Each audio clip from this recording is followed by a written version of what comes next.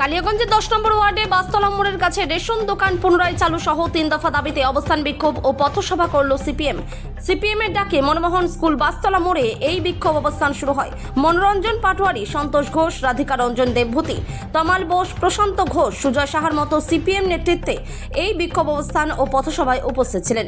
CPM এর দাবি, বাসতলা মোড়ের কাছে 10 নম্বর ওয়ার্ডে কালিয়াগঞ্জ কোঅপারেটিভ স্টোরসের রেশন দোকান বন্ধ থাকায় অন্য ডিলারের অধীনে খাদ্যশস্য নিতে যেতে হচ্ছে। সাধারণ মানুষের এই হয়রানি দূর করতে অবিলম্বে বাসতলা মোড়ের কাছে রেশন দোকান চালু করতে হবে। বর্ষার মরশুমে দুয়ারে রেশন নয়, রেশন দোকান থেকেই খাদ্যশস্য বন্টন করতে হবে। বিবেকানন্দ মোড় থেকে বাসতলা মোড় পর্যন্ত রাস্তা সারাই করতে হবে। কালিয়াগঞ্জ থেকে অনুপ জয়সওয়ালের রিপোর্ট, বিগ নিউজ বাংলা। আপনার নাম ও আপনি কি দায়িত্বে রয়েছেন? সুজয় সাহা, কালিয়াগঞ্জ সিপিআইএম কালিয়াগঞ্জ উত্তর এরিয়া কমিটির সদস্য। আচ্ছা, কি কারণে আপনাদের কয় দফা দাবি নিয়ে এই কর্মসূচি? আমাদের মূলত 3টি দাবি।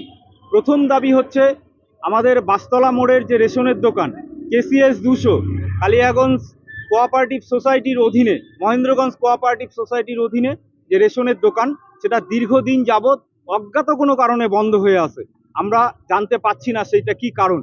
মানুষকে বলা হচ্ছে দুয়ারে রেশন নিতে, সেটা তো দুয়ারে হয়নি, সেটা হয়ে গেছে দূরে রেশন। আর এই রেশন দেওয়াটা কোনোদিন আমতলা, কোনোদিন জামতলা, এরা আবার বলবে কোনোদিন কেওড়াতলা থেকে রেশন নিতে।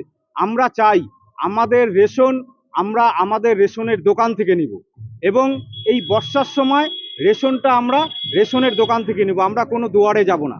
এবং আপনার হচ্ছে বিবেকানন্দ মোড় থেকে বাসতলা মোড় অবধি এই 1 বছর হলো রাস্তাটা সংস্কার করা হয়েছে, আবার স্যার তথৈবচ অবস্থা।